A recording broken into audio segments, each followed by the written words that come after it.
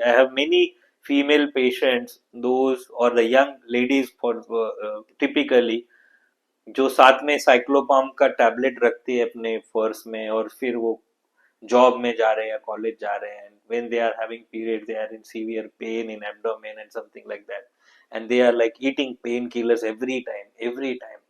But this is not normal behavior. Do you know from where these painkillers debris will go?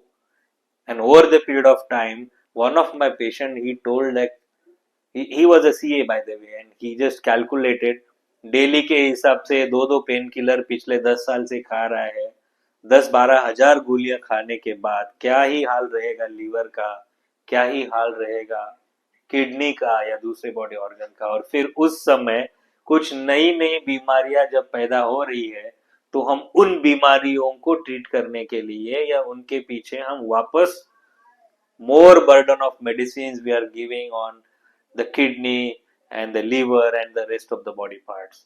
So I think this is like a vicious cycle where we have to think, we have to do some kind of self analysis where we are actually treating it or we are just managing today's day. Pain killer खाना emergency है, बहुत मतलब नाक के ऊपर से चला गया, अभी सहन ही नहीं कर सकती है बॉडी, खाइए उस समय, लेकिन उसकी आदत मत बनाइए। अगर वो आपका क्रोनिक पेन है, संवत्सरे पूर्व शमनम संवत्सरे पश्चात शोधनम, संवत्सर means a set of 365 days, 1 year. अगर 1 साल के अंदर अंदर आपका कोई भी डिजीज कंडीशन है, तो शमन चिकित्सा कीजिएगा। टैबलेट्स गुटी वटी आप खा सकते हैं 1 साल के अंदर अगर उसका पीरियड है, लेकिन संवत्सरे पश्चात शोधनम, अगर कोई भी डिजीज कंडीशन या आपकी कंप्लेंट 1 साल से ज्यादा है, तो शमन चिकित्सा उसमें काम नहीं आएगी। शमन चिकित्सा अर्थात टैबलेट्स, पेन किलर्स, एंटीबायोटिक्स या even some of the Ayurvedic medicine, काढ़ा, लेप, बाम काम नहीं आएगा। ये मैं नहीं कह रहा हूं, ये डॉक्टर प्रशांत राठौड़ नहीं कह रहा है, ये चरक संहिता में लिखा हुआ सूत्र है। The Charak ji is the talented physician on the earth. Charak ji कहते 1 साल के बाद क्रॉस कर लिया लिमिट, तो आप शोधन चिकित्सा कीजिए। और शोधन चिकित्सा के 5 सब टाइप्स है: वामन, विरेचन, नस्य, बस्ती एंड रक्त मोक्षण। These are the 5 ways to evacuate impurities from body out. और अगर वो impurity रक्त में है, ब्लड में है, वो ब्लड impurity जाके अलग अलग बीमारियों को पैदा कर सकती है।